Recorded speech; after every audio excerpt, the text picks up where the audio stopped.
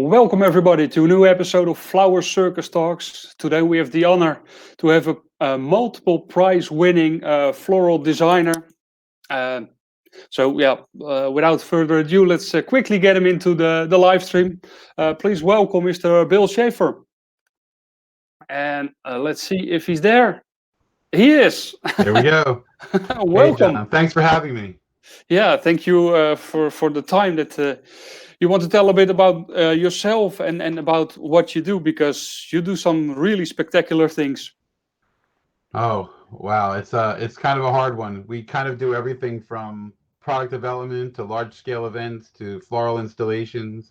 I think our favorite thing, when I say I'm referring to my wife and myself, Christine, is we love doing flower sharing projects Yeah, we bring in people from all over the world to share in our projects with us and get to experience some things that they may not always have a chance to do on a regular basis.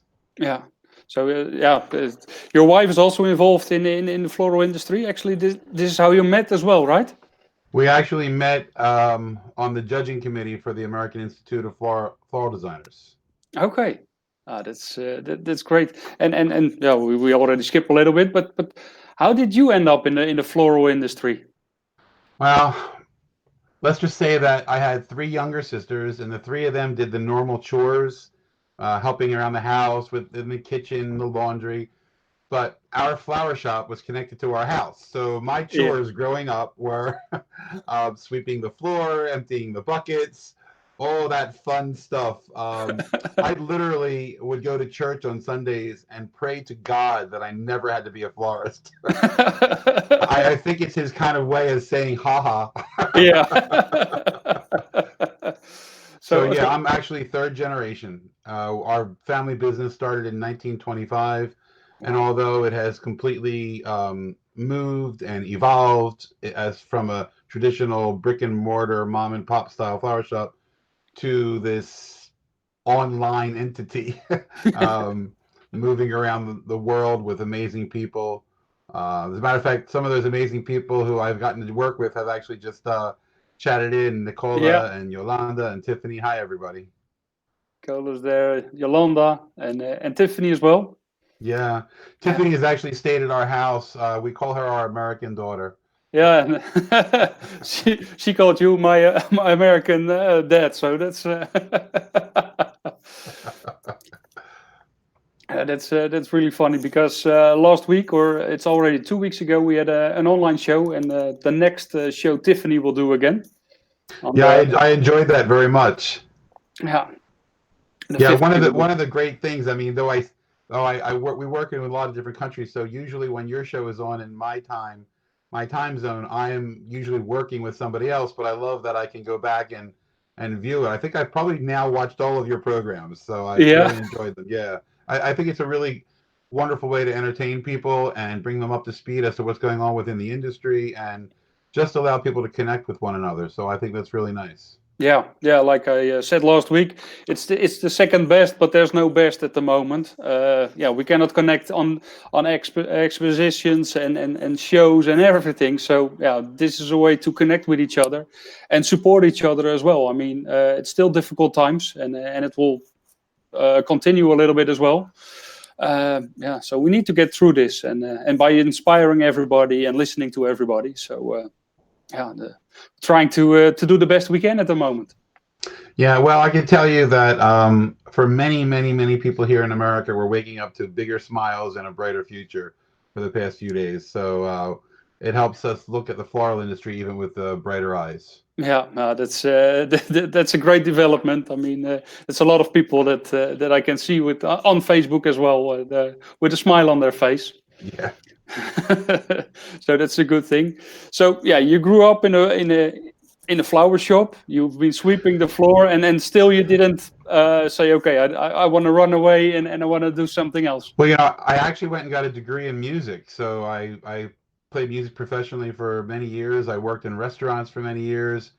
Yet every time Mother's Day came around, or Christmas, or here in the US, Thanksgiving, I found myself back at my mom's shop, helping her out, helping her set up the store, helping her deliver flowers. So believe it or not, I never did this full time until I was 30. I mean, I've been doing it my entire life, but I Yeah. never jumped into it full time until I was 30. So it's interesting you mentioned Tiffany, because someone like Tiffany is somebody who I think is a really interesting one. She has her entire life to really hone her skills.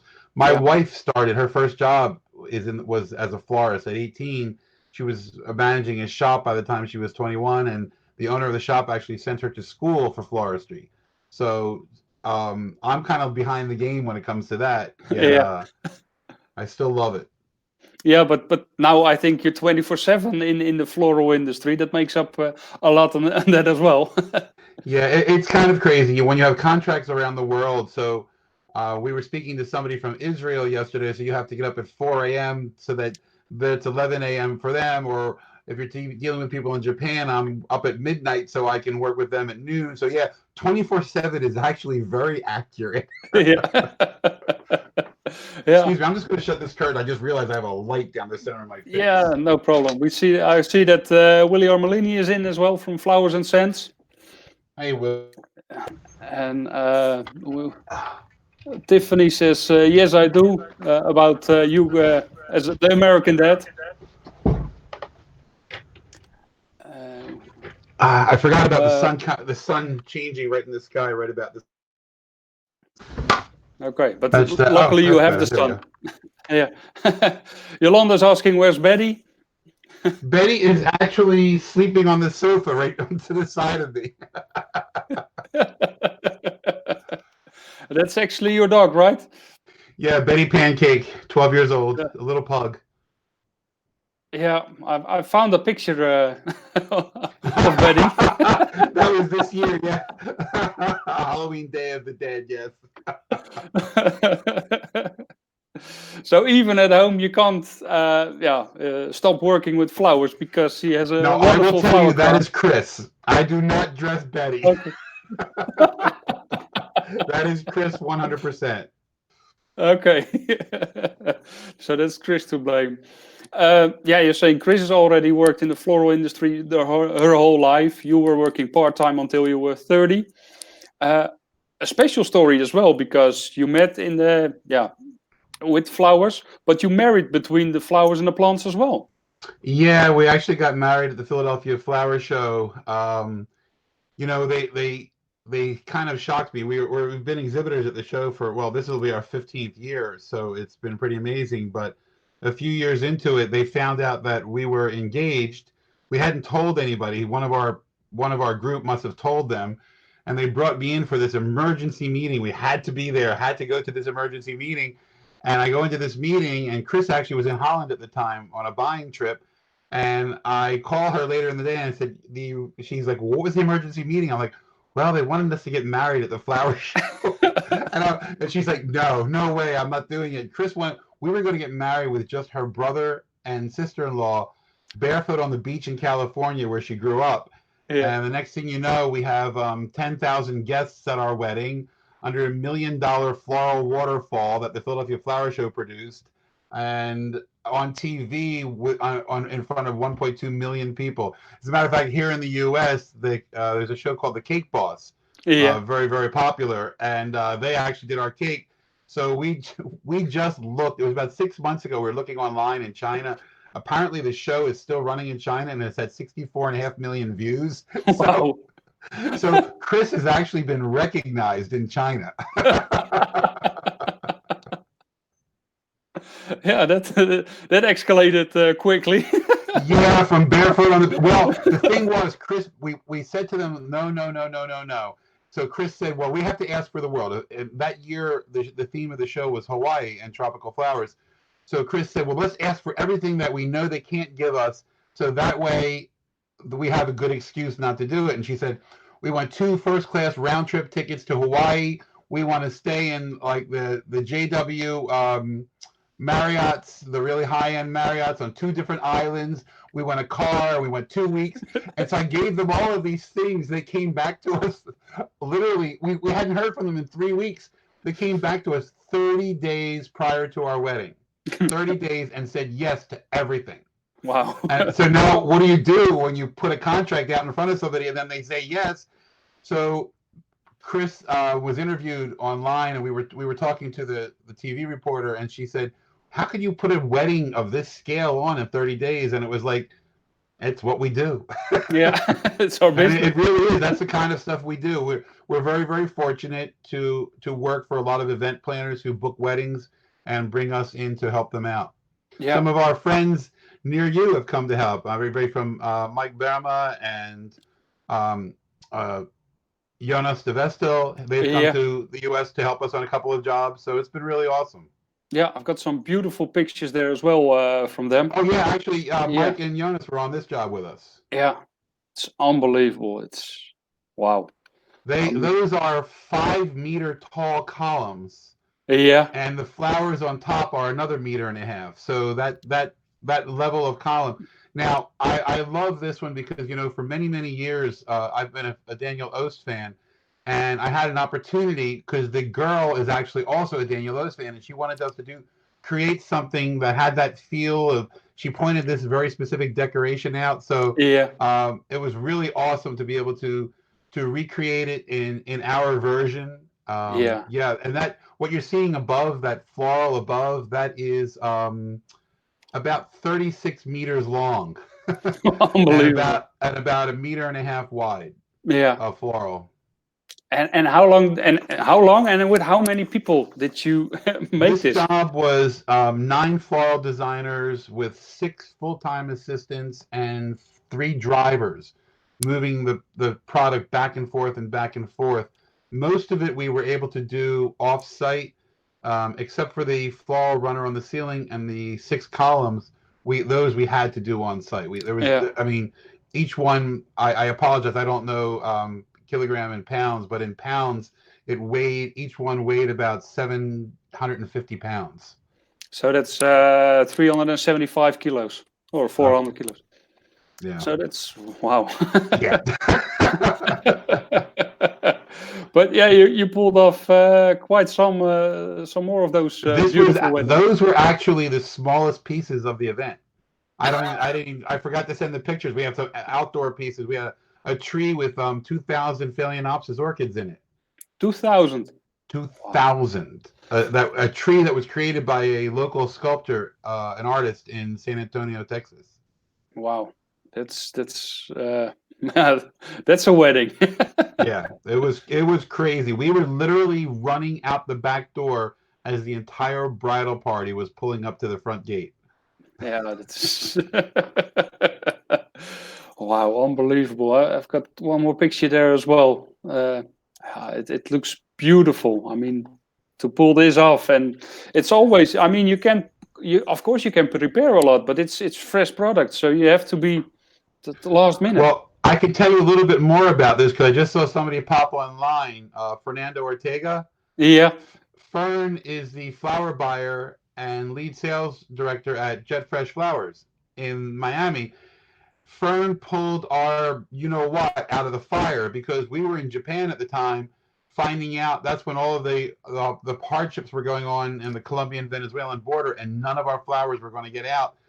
I called Fern from Japan. I talked to him probably 20 times, and everything showed up. I mean, we had when everything was said and done, we had about 30,000 stems on that job. yeah, unbelievable. I mean, this is yeah. If you stand out as somebody who delivers you flowers, that's the part where you stand out.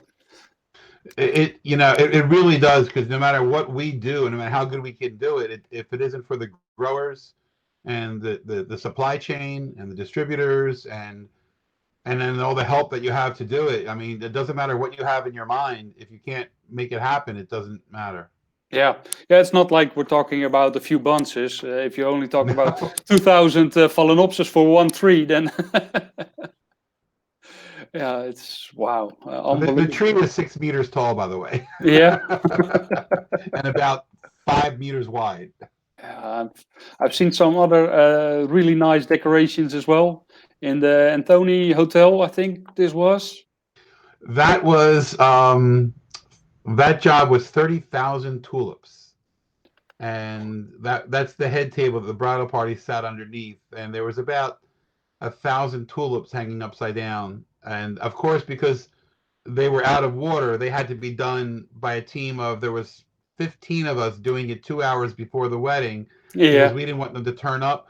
And then we had to also pay attention to the lights. So we didn't want all the tulips to grow toward the light over the yeah, course of the night. So we literally had to make sure every light was shut off. We had to go around to the emergency lights, had to have a fire crew on staff and pay them to be there because we had to cover the emergency lights because they would have all 30,000 yeah, tulips all going toward one light. So yeah, the thing about it is it's also about logistics. You have to understand, you need to be somebody who knows flowers. You need to know how they yeah, work, how they exist, their life expectancy. You need to know if they're phototropic. It's important, and I think, you know, especially when you think of people saying, "Oh, you work in a flower shop." It's like, yeah. no. It's a little bit different. It doesn't matter whether you're in hey, listen, I worked in a flower shop for years, and I would trade these jobs in for Valentine's Day any day of the year. Yeah. I was, you already told it, but I was about to ask. I mean, with the tulips, they grow just towards the light. So that's, yeah, We yeah, literally, in order to make it happen, we had to shut off all the lights in the entire building, yeah, and we installed lights going up into the center of the building at the same height of the tulips, going both, so that when we turned them on, they went in both directions, so that in the morning, all the tulips were facing straight in. None of them were down, none of them were up. They were straight in. yeah, So with a couple of hours later, when all the guests showed up, they were still in that position. So when they looked in, it was like they were all at attention. It was perfect. It's a great visual. And in today's world, especially when you're dealing with weddings on this scale, you have to realize that these people are about the photography. yeah, Their weddings are being put in magazines, on television. So you really have to take that into account. You have to look at it from every angle. I mean, I literally walk around with a scope as if I was a yeah. cameraman, making sure that I don't Okay. see a hole anywhere. I don't see any. If I'm using foam, I don't see any floral foam. I don't see any mechanics. Because you have to look underneath and you have to go on top, and there's a lot that goes into it. And no matter how good the job is, there's always corrections at the end, right before they're walking in the door, to make sure that it's picture perfect for these people. Yeah, I mean, it's a living product, so it grows, or it grows away. You don't want it to grow, so yeah, it's always the last minute. And like you said, it's very important as a florist to know the products as well. If you know that tulips are going to grow towards the light, you have to fix it, because otherwise it looks doesn't look the way you want it. Let's put it that way. So that's we got a compliment about your hair as well. Still, Of course, Willie, the other rocker out there, right? but Willie, I'm also jealous. So, but Willie, we both have the head, so that makes up for it a little bit. Well, Melissa saying, we had Melissa last week in the show. The best. I will call him for my wedding in the future, of course. Well, I'd love. Are we going to do it in South America? Because that would be awesome. Yeah.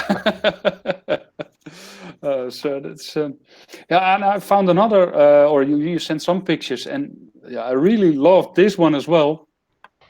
I don't know if you can see it, and I think I've got two separate pictures there. Let me find the other one as well.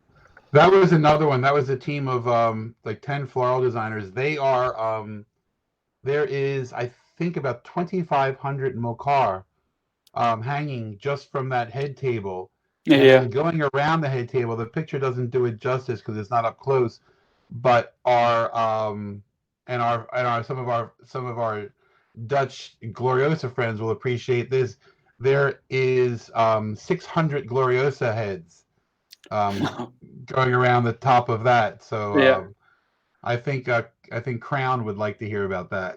yeah. I mean, this fantastic. It's a fantastic product as well, and I think a lot of floral designers love to work with it. Although I don't see it enough, in my opinion, in flower shops.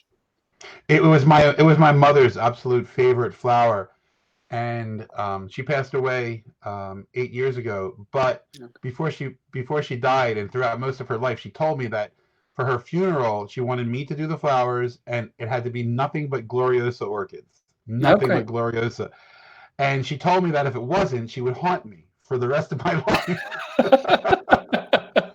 So at the time, I had really, really wonderful relationships with the Japan Floral Group, Yeah. and they found out what I called up to place the order through our wholesaler here in the States, Delaware Valley. They found out that it was for me and that it was for my mother, and I had ordered 100, the really beautiful 1 meter Wow. long stems, Yeah. and they sent me like 300. So I think my mother Wow.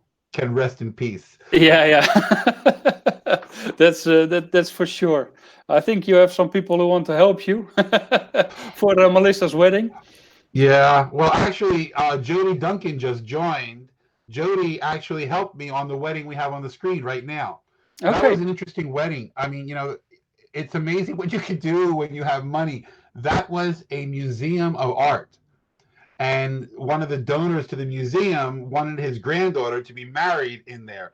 They literally held up a national tour of this aquatic whale exhibit that was touring around the United States, and Yeah. they held it up for a week so we could get in there and do that job, because that took us on site 5 days. I will tell you, you the because that was in Texas, that ceiling was about. I'm trying to remember what it would be centigrade. I think it would be Celsius. It would be about 45 Celsius. Wow. So all those flowers up in the ceiling are permanent botanicals. Yeah. You cannot do a job like this and put things up in the air and have them even last for 1 day. Yeah. So, but everything down, everything on the tables, everything else is fresh. But our team came in almost a full week early to do that. You can't see it from here, but there's 4 of those structures up in the air. Yeah, you can see a little bit on the left hand picture, but yeah, it's also important to see the venue before you start doing a project Yeah. like this, because yeah, knowing that the ceiling is that warm. Most of the event companies that we have the opportunity to work with are heavy into logistics. We all go in early. We CAD the entire place out. We lay it all out. It's all organized. We do little X marks on the ground. We know where everything is going. And Yeah. then you take a laser pin and you shoot it straight up, and then you mark it on the ground.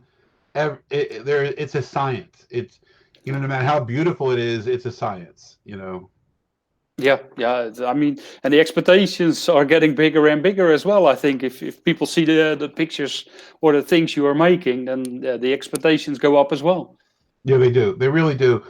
And you know what it is? It's I don't know what the most common name in Holland would be, but here it's the growing up they used to say that you had to outdo the Smiths and the Joneses, Yeah, because you had to be, you were at the Joneses wedding and you had to now do one better. So very often it comes down to one sister has to be better than the next sister, or one yeah, best friend has to be better than the next best friend.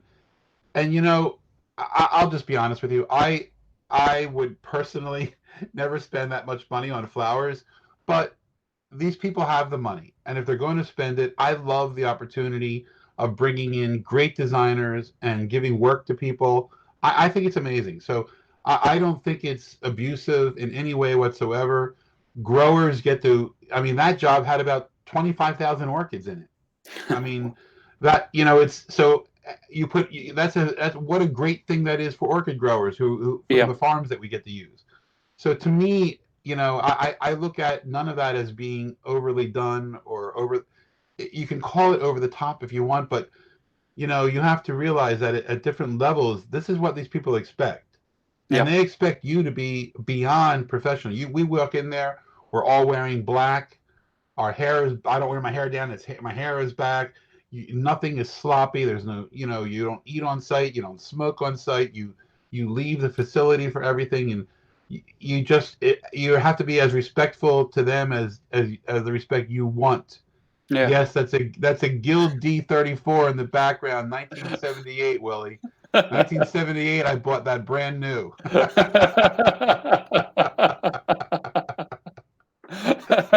Really has a good eye there. Yes, he does.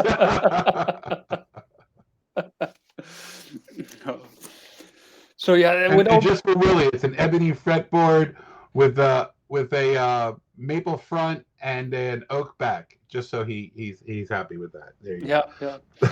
Willie actually, I was in the interview with Willie this week or last week, and he wrote a song especially for Flower Circus. So I was really honored that Willie did that. That's funny. Yeah. Now I feel bad I didn't do that.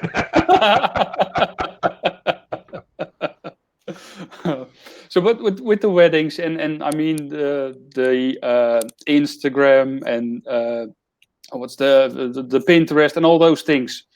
Uh, did it influence the way you work or the way you look at things? You know, in a way, it really doesn't. I enjoy it and I love it. And from an artistic standpoint, it influences my private personal work or things that I do for my friends or family. Since I don't have a shop anymore, I don't really send things out. Things I get to do for photo shoots for people, it can influence me a lot in that way. But I'm a very architectural designer to begin with. Yeah, So a lot of today's very wispy, heavy textural stylings is not. Yeah, I can do it, but it's not what it most attracts me. Like I'll watch some of my friends in the floral fundamentals who create some of the most amazing designs, and Chris is oohing and eyeing over the nesting concept of it yeah, and all the textures, and I'm thinking to myself, how do they make that? I want to see what it looks like underneath all the floral and decor. yeah, So to me, that's where my mind always goes. I think it's why I love doing these large scale events. It's why I like doing installations at like the Japan Garden Show, Philadelphia Flower Show, because I get to create. I mean, the one we did last year was 2,000 square feet. What would that be? About 785 square meter? Yeah, probably. I'm not really something sure on like that one. that. Yeah, Something like that. 780 square meters, and that's one design. That's not 50 designs. That's one design wow. concept. Yeah, And we bring in like 30 people for that. So I think that's where it goes for me. I mean, Pinterest and all, I think it's beautiful, and I understand its necessities in society, and I think it's actually elevated what a lot of people look for. I yeah, remember when Facebook was first starting, how friends we would call each other, we would text each other like, "Oh my God, did you see what this person posted? This is horrible. Why are they putting this online? Why is every one of their people saying, 'Oh, that's gorgeous. You're the best floral designer in the world. I've never seen anything so beautiful.' And yet you know for a fact it's probably one of the worst things you've ever seen." yeah, Yet, but that was 10 years ago.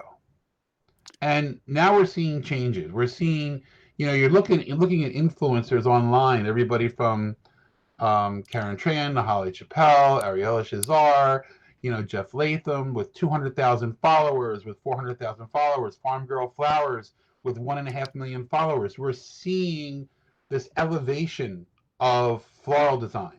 yeah, And now, as an American, I have looked to Europe for many, many years for inspiration, but now we're starting to see it come back into the U.S. We're starting to see designers here, especially the younger generation, the men and women in their 20s, and really experimenting and really not having to look around the world because they see it in front of them. And yeah, it's just like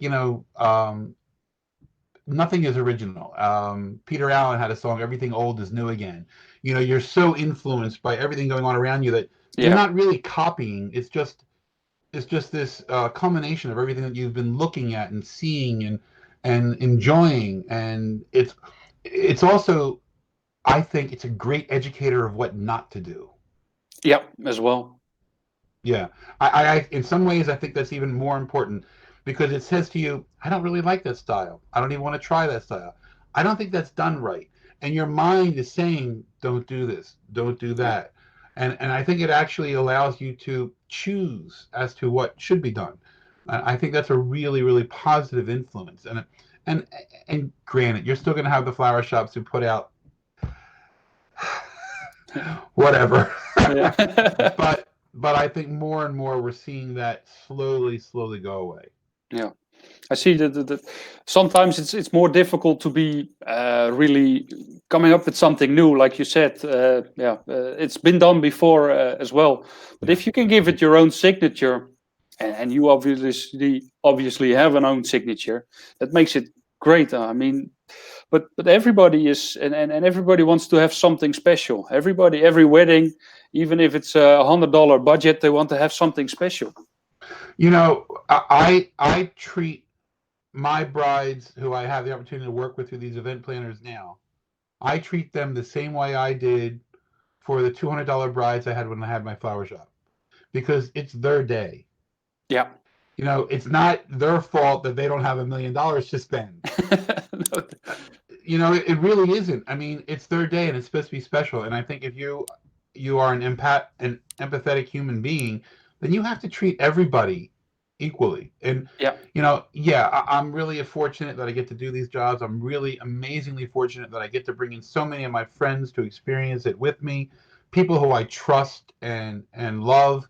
And to me, that's great. And I couldn't do that when I had my flower shop. So to me, that's the real difference. Yeah. You know, the real difference is I get to share this, and that's what is important to me. Yeah, I see. You also made some really nice and different wedding bouquets. That was my first introduction into the European market. Allison Bradley Yeah. asked me to do her wedding issue, and that was like from 8 or 9 years ago, I think. So that's for the Fusion Flower magazine, right? Yeah, for Fusion Yeah. Flowers for their that was their one of their yearly wedding shots. Yeah. That was all made out of cable ties, zip ties. Yeah, I can see it. I was I was about to ask. It looks like the cable ties, but it is. It is, yeah. Yeah. Well, I mean that's the creativity. I think that you just get something and yeah, start working with it. That's what we see with Flower Circus with the designers as well. Just give them something and they will make something out of it. Yeah, I love that. You know, Chris and I had the opportunity to do a floral fundamental shoot 2 years ago, and I think my favorite thing about it was this.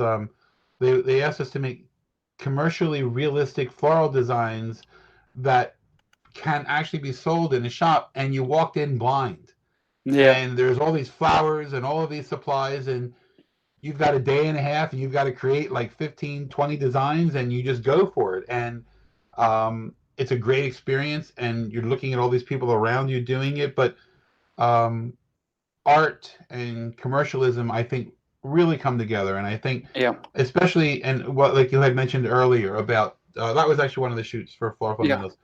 When you talk about art and commercialism, and you understand what the grower is doing, and you understand who the growers are, and you understand who, if you're not dealing directly with the grower and you're dealing with your wholesaler, who the wholesalers are, and what their experience is and what they have to put into their education and how it all comes together. And when you give it to somebody, I mean, obviously the public wants it for as cheap as they can get it, and sometimes there's just no way around that frustration of how much something costs. And I think it's because the floral industry has made it, especially here in the United States, it's you could be a bank teller one day and own a flower shop the next day. Yeah. So there's not this educational aspect behind it. We're seeing more and more of it happen where people are becoming educated, especially through online programs, shows like yours where you get to hear how other people believe in the industry or what they're doing, various podcasts that are out there. So we're seeing a change in it. But I think for so long, and as I said, I can't speak for other countries, but in here, there was never this level of professionalism that they didn't understand why. You know, there was a thing that the Society of American Florists did a few years ago where, by the time the consumer gets their flowers, and if they reach in and touch that flower, it has already gone through 100 hands. Yeah. 100 hands. So how can you complain if something costs a few euro? Yeah. How? I mean, the love and care. And not only that, they also don't realize that for every one that gets to you, one of them didn't make it from the farm or died somewhere in between. So it's almost like doubling the Yeah. value to get it to you. It really is, and it's about all the storytelling as well. Where does it come from? many years did it grow? I mean, talking about Phalaenopsis, the flower as cut flower, it takes a year. Oh I yeah, mean, we're starting to get some flowers here. I love seeing it, and I know farms around the world do it. But some of the growers that we're starting to see here coming out of South America says inspected by Rosario, yeah, inspected by Mariana, yeah. and to me that's like wow, this person because they're putting their name on it because if Yeah, something's wrong, they know where it went wrong. I mean it's fantastic. Some of the growers I also noticed. You open a box and it's like opening a present because Oh, it it's is. packed so well, and it's now like you said, packed by Rosario or packed by somebody, and also there is something or the how it's called, the Arrive Alive, or the no the Yeah. yeah, the packets around it. So they really take care of the flowers, even not only on their farm but also for transport. And I think the growers have done an amazing job from transportation standpoints. I mean, I remember growing up, if you ordered a quarter box of stock or a quarter box of snapdragons, you'd always have at least a full bunch worth of flowers with the heads shattered. Now Yeah, the way they're packaging it and strapping it in and making sure it's real, the ends never touch the box. I mean, yeah, there's always air, and I think the industry itself has learned because the industry it costs too much to have yeah. a mistake like that. You're constantly replacing and getting chargebacks. So I think it's a great way to that the industry has grown from that perspective. Yeah, yeah, it's both growers, also the breeders. They have been also looking at that part. While normally just thought, okay, we have a new color, let's introduce it. Now they are going more like, okay, what difficulties do we see during transport, or the vase life, of course, is very important. So all those things. I'm very happy to announce that literally just yesterday we were given the official nod. And I think what you said is really, really good because this is the first time Chris and I have had the opportunity. We're actually now working with Danziger out of Yeah. Israel Okay. because they believe that they need from their end as breeders to really reach out to the farms, to the wholesalers, to the flower shops, and really get the branding of products out into the world. So we just started working with them yesterday. It's going to be a long fight to get that education out there, but we're Yeah. looking forward to it. I'm really glad that the breeders are looking into it from their end too. Yeah, yeah, that they have to. I mean, the whole industry needs to get forward, and it's such a long chain as well. If you talk from breeder, grower, export company in Holland, we still have the auction. I mean, and so much information gets lost along the way. I one mean, of one of our dear friends works for Duman, and when you hear the stories of what it takes, you think we have stories. Boy, they have stories. yeah, It's like wow, this is really amazing. yeah, yeah, it really is. I mean, we had the chairman of the tulip promotion Holland, and he was telling, okay, it takes 25 years to breed a new variety of tulips. I mean, that's a whole generation. So That's it's, yeah, I can see that because I mean, most of the flowers that I started out with when I started in the industry yeah, are still happening. yeah, yeah. That's totally true. Bill, when we mention your name, we also mention, of course, the Philadelphia Flower Show, because I don't know. I think you have one or two rooms in your house with all the trophies and and everything. We actually bought a new house a year and a half ago, and when we moved, we brought none of the trophies and awards with us. Okay. It was just like, what do we do with these? But I will tell you that it's a great honor, but the honor goes to the team. And Chris and I come up with the plans, we come up with the ideas, um, we sketch it all out, we order the flowers, we build in very specific parameters, but you don't bring in designers like Stefan van Berlo or Sarah Lisa Livingston or Ati Lira or Morgan Nuth. And I'm sorry for all the people I'm missing who I know might be looking in on this, but you don't bring those people in and say, do this. Yeah, You say, here's what we're looking for. yeah, Here's the idea. And yeah, we ask them if you're going to do something that takes it takes a completely different turn, please check with us first, because we need to make sure that it fits into the scheme. But in all the years of doing it, no one has ever done anything that we didn't love. And by bringing all of these people in, everything we do is better than it started off. Yeah. Every single time, without fail, it has never been, never made it worse. We've done it for 15 years at Schaffer Designs with 7 gold medals. I mean, 7 best in shows and 14 gold medals. Wow. So I think we've done okay, Yeah. and we attribute that really to our team. Yeah. As a matter of fact, this is the very first one. This was called Polar Fantasy. They asked us to do flowers from any country in the world, whether real or fantastical, and we imagined flowers growing in the Arctic. Wow. And what would that be like? You can't really see it here, but that piece in the back is actually, I'm switching it in my head, about 9.5 meters high. Wow. Just That's to give you impressive. an idea of scale. Yeah. And in that, there are dendrobiums like stalactites and stalagmites.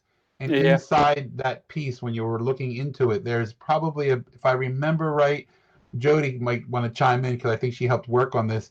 There is about 5,000 dendrobium orchids. Wow.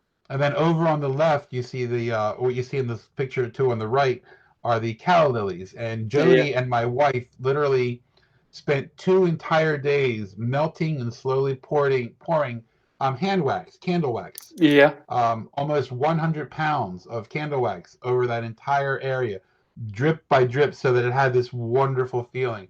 So yeah, we take into account a lot more than just floral design, but how will the audience perceive it? How will it hold up? Because this is right within the grasp of the audience. I mean, they can touch everything. So you're constantly doing maintenance every single day. You are in there at night. So when the show ends at 9 o'clock at night, we're in there. Not everybody is, but we believe in making it day one fresh for every person who comes in. So every single night, we're in there from like 9 o'clock, 9:30 till about 1, 2 in the morning. Yeah. That I can tell you that Jody and my wife never had softer hands ever than pouring 100 pounds of wax for 2 days. Yeah. I can imagine. Maybe they still have. Yeah. There's so much wax. I mean, it looks fantastic, and but it's also nice. I mean, we're at a lot of exhibitions as well, and while you see other stands saying, "Okay, you can't touch the flowers," I'm like, "Okay, touch them and feel them, smell them," because that's what flowers is all about. I mean, we don't want people walking into the exhibit, but if you're going to put something close to the audience, then you can't be mad if they touch it. Yep. There's 250,000 people that average going to that show every year. 250,000. As a matter of fact, in the United States, when that show ended, the very next day, this past year, is when COVID lockdown started. So this was the very last show of any kind, not just floral, but auto show, flower show, you name it. It was the last show of its kind to happen in America. And very, very proud to say that our team of 30 designers from around the world not only won gold, but also won best in show. Not on that exhibit there, but yeah. It was the side by side one, was it last year? It was the one with all the houses going up into the air. Yeah. Yeah. Yeah, that was that pic. Yeah, that was. Oh, that you got that. Yeah, the online shot. That's cool. That's cool that you got that.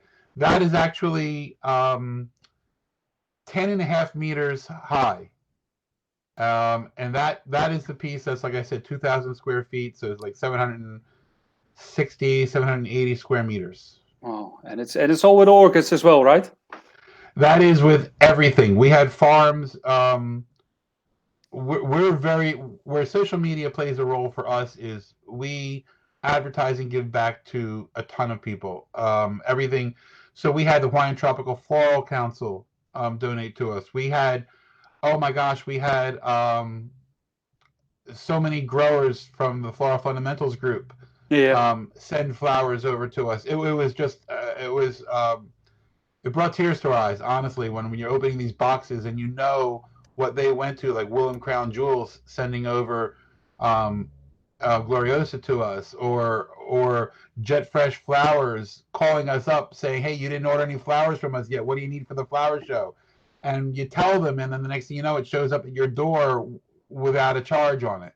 And Yeah. so, we can't do this on our own. And just to be quite honest with you, and I don't usually throw numbers out there, but since this is the floral audience looking at it, the flower show gives us a really nice stipend, and we spend every penny of it, and we spend way above that. And if we figured it out last year that if we all of these designers that come in, we don't pay for their airfare, we don't pay Yeah. for their rooms or their food. They take care of everything on their own. They just want to be a part of it. And last year we figured that if we had to pay for this, if we actually had to pay for it, the generosity of our partners and friends and artists who come in to help us, if we had to pay them, it would have been about 165,000 US. Wow. So that would be about 145,000 euro, 147,000 euro. Yeah. Yeah, more or less. And last year it was fantastic. At the end of the entire show, we had $8 US left in our pockets. After I did all of the accounting and everything else, I figured it out. We had $8. And Chris and I walked up to a bar by our house. We each got a drink, and that was the end of it. But, the opportunity that Chris and I have come to understand. We actually wrote a book about the show called "Taking the Flower Show Home," and in the foreword of the book, we wrote, "This is an opportunity that cannot be wasted." Yeah. Every year, we think to ourselves, "Oh my God, I don't want to do this again. I don't want to," because it takes up about a month of our year, and we don't get paid.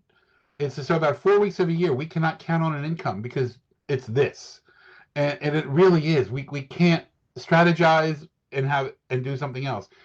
And so we think to ourselves, why do we want to lose this money? Why? And you know what? The greatest and dearest friends I have in the entire world, I've met through floral. A lot of them I've met through this show. Yeah.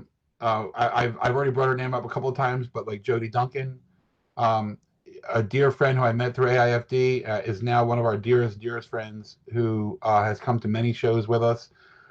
As you've talked to, from Tiffany, the same thing. I mean, having her at the show and watching her talent and her energy, I was quite jealous of the energy that she has. But I mean, people like that, it's really amazing to put it together. And I think if we don't do the show, I almost feel selfish that we're giving up the opportunity for all of these other people to be a part of it, to share friendship, and to realize that what we do isn't worthless. Yeah. Even when you got a customer who's saying, well, what do you mean 50 euro? I'll give you 40. No. When all that frustration is there, you get to come together as a group and realize that you're just people, and you're just doing what you love, and you're having fun, and you're laughing, and it's hard work. It is. Yeah. It's hard work. I mean, you've been in this industry a long time. You've done it. You've seen it. It's hard work. And thank you, Tiffany. Loved every minute of it. And that's what we hear all the time. We're in the middle of COVID, and I put it out there privately. Like, I don't know what's going to happen. We can't guarantee anything, but I'm not looking for new people this year because with COVID, I don't want to take a chance on people we don't know yet. Yeah. But I've offered all of these designers, especially like our Floral Fundamentals friends who have been here for the past couple of years. And you know what? Almost all of them had said, yes, I want to come back. So it's great. I mean, we're in the middle of COVID. I mean, hopefully we'll all have our vaccines and our shots and our global passports that say, yes, I'm safe. But if the flower show comes through, we're going to do it. We're going to bring people in. We're going to have fun. And we're going to work hard, and we're going to drink a lot. Yeah. There's going to be a lot of champagne this year. Yeah. Because we can't share, so everybody has to have their own bottle. Yeah. And finish it. Yes. No wasting. Yeah. Allison Bradley would have our heads if she knew we wasted a bottle of champagne. Yeah, that's for sure. Well, Jody is saying Bill's talent, smarts, creativity all rolled into one. The skill set he has is uncommon to exist in one person. I mean, totally agree. Jody, I'll send you that money later. And a bottle of champagne. Her and her husband have traveled with us throughout the United States. They've traveled with us to Hawaii. They've come to the Philadelphia Flower Show with us, and even attended our wedding that crazy year.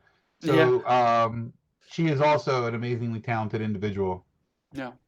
So for this year, actually, I wanted to say next year, but for this year, 2021, it is planned in June, right? Yeah, it's usually the first full week of March, but it's moved until June because they wanted to do it outdoors. And yeah, they know there's going to be rain dates, and they know that, in June in this part of the country, it rains at least 20% of the year, Yeah. 20% of the month. So it's going to happen. But, it's going to be interesting to be designing in the rain. But we're going to be setting up tents. Chris and I are going to bring in like 4 of those 4-meter or those 3-meter tents, so we can work under them and then do the installation. But it's going to be interesting. Most of the time during the installation, it's pouring, and during the show itself, there's sunshine. At least that's my experience. Yes, I think you're probably right. But the thing about it is, because of the cost and the size and scale of the show all in one location, it's the largest show of its kind in a single indoor location. Obviously, outdoors is going to be different. RHS, takes the cake with the size and scale of outdoors. Yeah. And of course, Singapore now with their indoor-outdoor concept. But this is going to be different, and because of it, and it's a challenge. There will not, except for in the horticultural divisions, there will not be tents. So we are literally. It's up to what's happening in the heavens to tell us how our day is going to be. Yeah, and it probably also will limit you with the choice of flowers. It will. I actually looked at the old Farmer's Almanac and realized that in the past 4 years during our setup and the show, we have averaged in the 90s. So that would be about 34, 35 for you guys? Yeah. Yeah. Every day. So they've encouraged a lot of the floral division they're allowing them to use plants. Yeah. The judging will be quite different. There won't be the type of judging there has been in the past. There won't be the best in show and the gold. There will be awards given for maintenance, and there will be awards given for creativity, but not really for, they've asked us to think about dried flowers but Chris and I don't want to have our world out there look in on this. We've actually figured out a way where we're going to be 100% fresh cut flowers. Wow. Yeah, and we don't care what the temperature is. We've just like a little clue, think tropical. Yeah. Right? I mean, orchids thrive in water and humidity. So yeah, that's for sure. So it's unbelievable, and unbelievable how you come up with different themes, or you work with different themes as well. I just want to quickly show some of the things, the white petals here. This is a Dutch. This was the year for Holland, and we chose the white bike plan from the early 60s. Yeah. And so there was over 200 bicycles that we collected and had them all painted white, and they were This was crazy because I keep telling you 10 meters. These, on that long picture you're seeing, the very top bicycle tire you're seeing is 14 meters high. Wow. Yes. Unbelievable. Yeah. And we did and of course, because it was Holland, we gave the homage to the orange. Along with the white bike plan, and so it was. This was very structural, a very architectural design concept. It wasn't a lot of weaving. So a lot of the floral design here wasn't like artistically moving wildly throughout the exhibit. It was actually more contained, and that in itself is a challenge, to contain something and to weave it really tight to make sure that it stays in its category. Every single year when the show is ended, we gather our people, we do a champagne toast, and we tell them all the time, do not expect to win. We did not come here to win. We came here to be friends and we came here to laugh and have fun. We tell them at the beginning, then we tell them again at the end. Yeah. And very often we're very, very fortunate to be awarded the things that we are awarded. But we also know that we are stepping out of the bounds of the norm of the United States market. I'm Yeah. not saying the world market. I'm talking about judges in the United States. They're not looking at these things the way we are with our eye. And we're very influenced. I mean, when you're bringing in European and Asian designers, along with South Yeah. American and US designers, you come up with a different concept. I mean, I think Chris and I have greatly evolved over the years. You'll see a lot of our early stuff was very wild and big, but it wasn't as structured and contained. And more we're doing things like that. Yeah.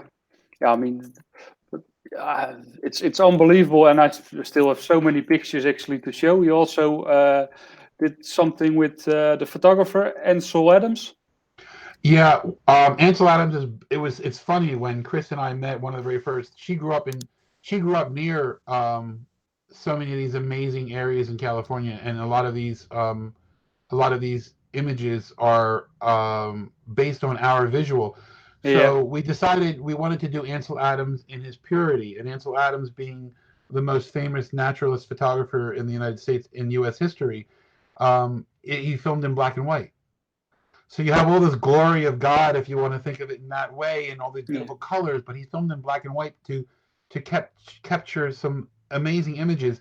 So other than the green, which we allowed to be part of nature, and we just allowed the green to be normal, we didn't want to sit there and paint every petal or every leaf. The entire exhibit is black, white, and gray.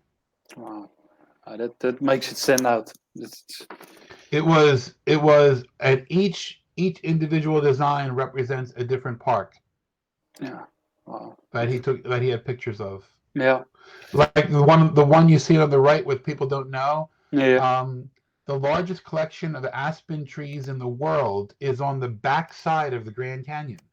So instead of us doing the Grand Canyon as this big cavernous area, we decided to take the part that most people don't know about. Yeah. That on the opposite end of where most of the pictures get taken is the largest collection of aspen trees. So, because aspens are endangered species, we didn't use aspen and we did use birch, but we wanted to create this wonderful feel of movement going through the pieces. And we had about 7 designers working on that one piece. So and they all were, it's the funny thing, you never hear anybody arguing.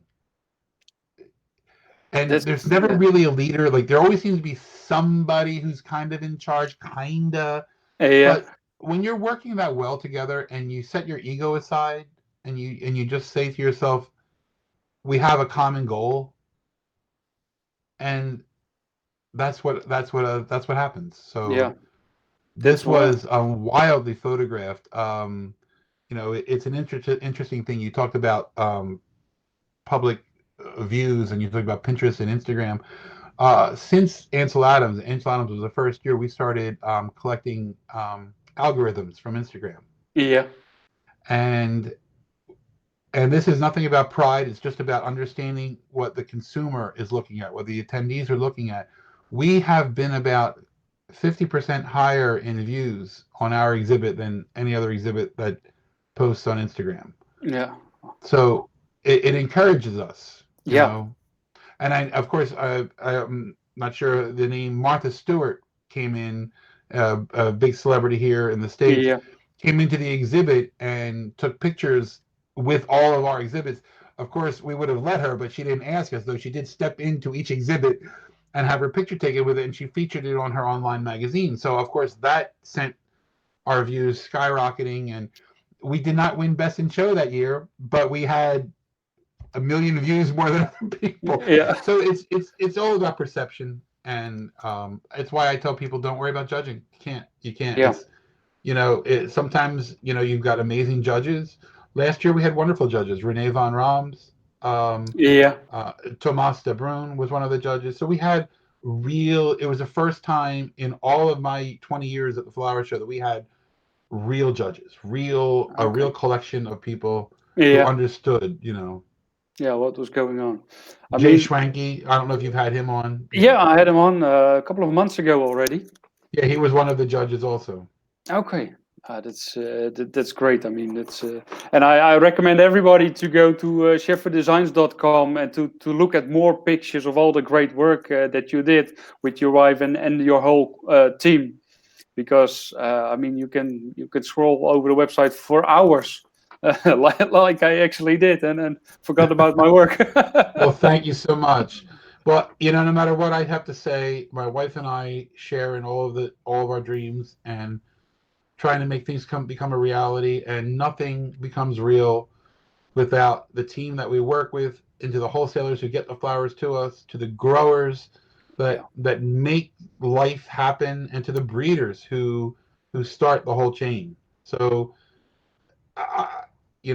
thank you for the acknowledgement. But if any of you people out there do decide to go look at our work, please think of that. Don't think of just Chris and I. Think of what it takes to really do something like this. Yeah, yeah, that's the great words. So what are you doing now? What are the future plans? I mean, obviously the Philadelphia Flower Show. Chris and I are very, very, very fortunate. Both of us, Chris, much more than I do, are heavily into graphic design work. So we've actually been quite busy this year. A lot of the product development is still happening in the Asian countries and in Yeah, South America. So because we're able to sit at home on our computers and do CAD work and work on PowerPoint programs and work on sketch programs, we're able to still keep working. So we've been really fortunate here in the Philadelphia market, though it's been beneficial for us, and we hope that it grows so we can start bringing on some of our friends. But a lot of flower shops, just like they have around the world, have gone out of business. yeah, And I actually closed our flower shop 14 years ago when I realized that this part of what I do is getting bigger and bigger. But some of my old flower funeral director friends started calling me up, and we are now doing funerals all the time.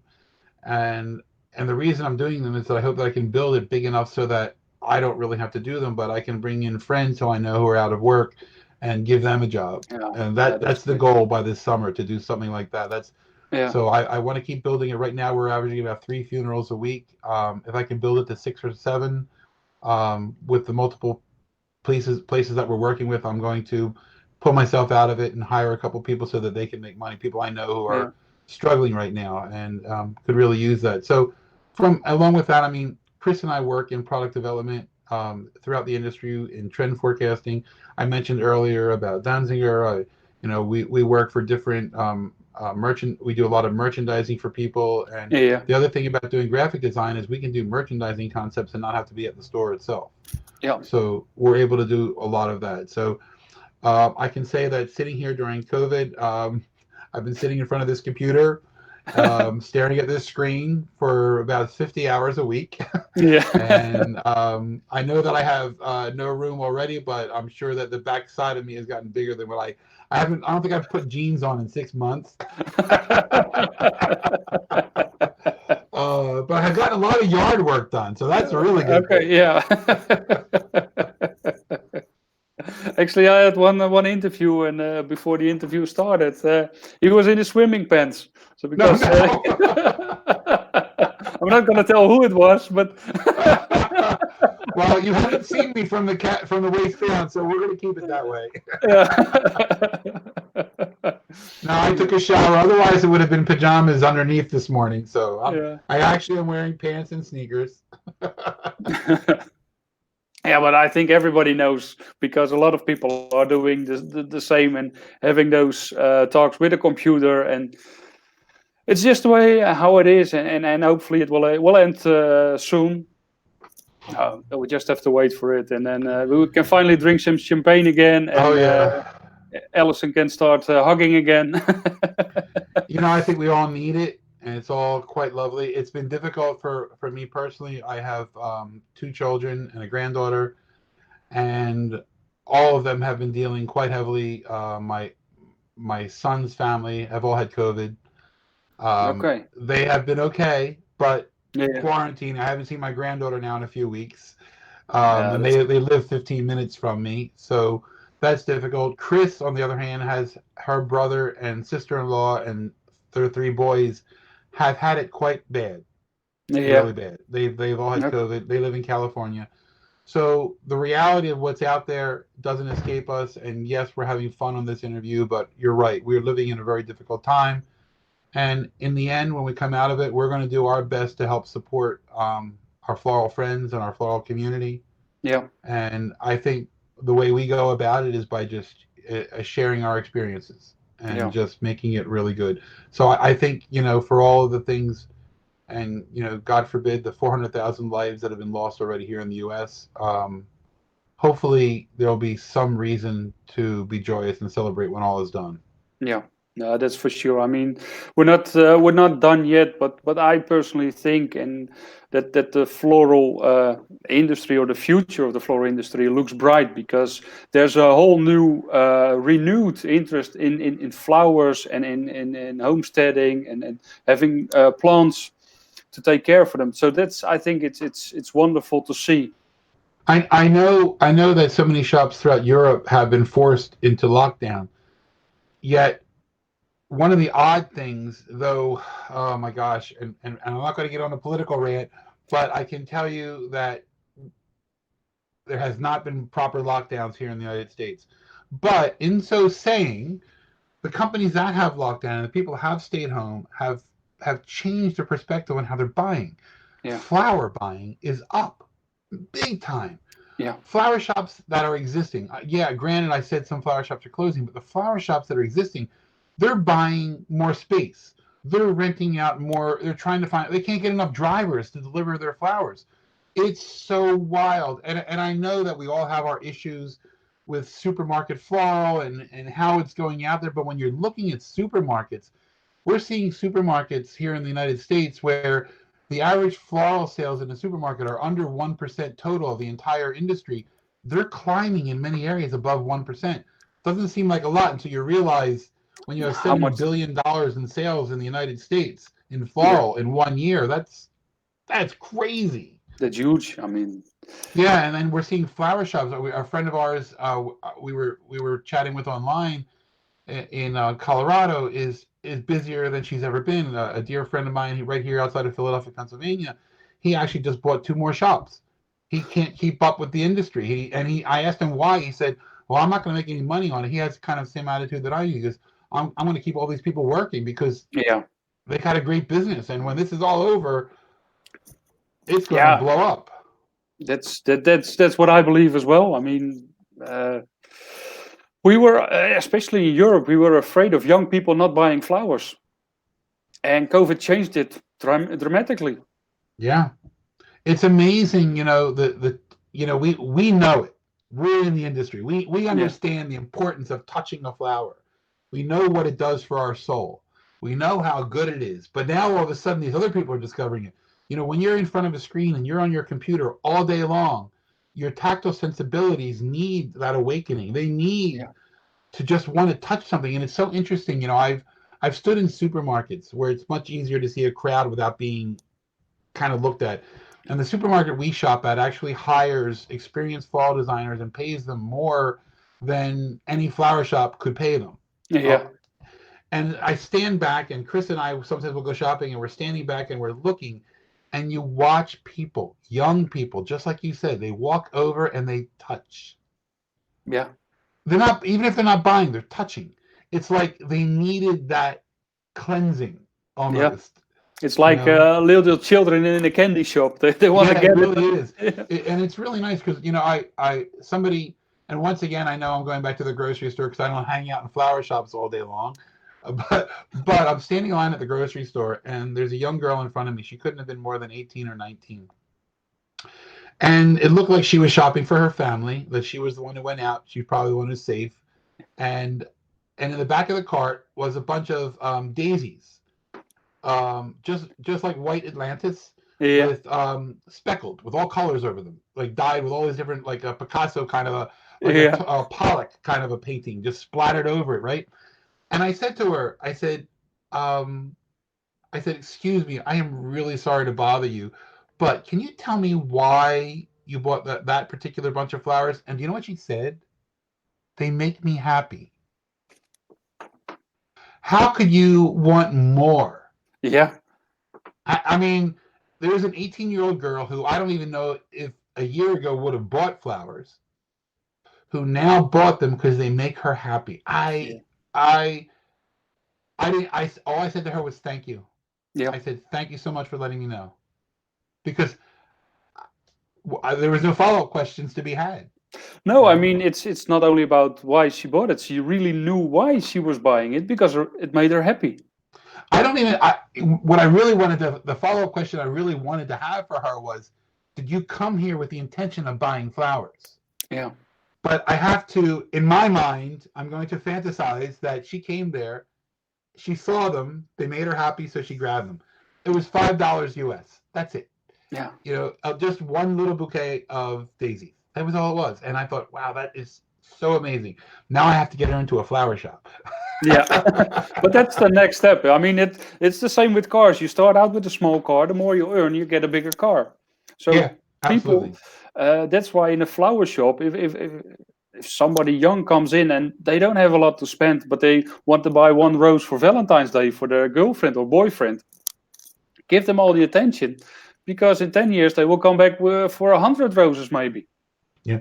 And you know what? That also goes back to what we were talking about earlier, even when it comes to the brides. Yeah. Whether it's $100 bride or $1 million bride, it's her wedding. Yeah. If you make the flower experience less beautiful, then they're not going to continue shopping. Yeah. They're not going to continue. The next gift they buy will be something else. It'll be Yeah. the chocolates or the teddy bears or Yeah. a watch or jewelry, which I don't think it's so bad either, but Yeah. but a watch and jewelry with the flowers is really good. Yeah. And let's face it, with the first wedding, the flowers weren't as she wanted. The second wedding she will do. She will skip the flowers. So The second wedding, they got married and the mom chose everything. Yeah. The first wedding. The second one is hers. Yeah. Yeah. Okay, Bill, it's great talking to you, and I think we can talk for many hours. But let's do that when we meet in person again. I'd love to. Yeah, and I will get the champagne in, and then we can sit down. And yeah, I want to thank you for all your positive energy that you gave us this hour. It's been a ball, and I as I mentioned to you, I've watched so many of your programs. I've really enjoyed them. So when you invited me to come on, it made me really happy. It made me really look forward to it, because I think you're doing. I want to thank you, and I hope your fans who are watching this program and other programs also appreciate what you're doing for our floral world. So thank you very much. Yeah, thank you, and thank you everybody for watching or listening, because we have a podcast now as well, so people can listen it on the podcast.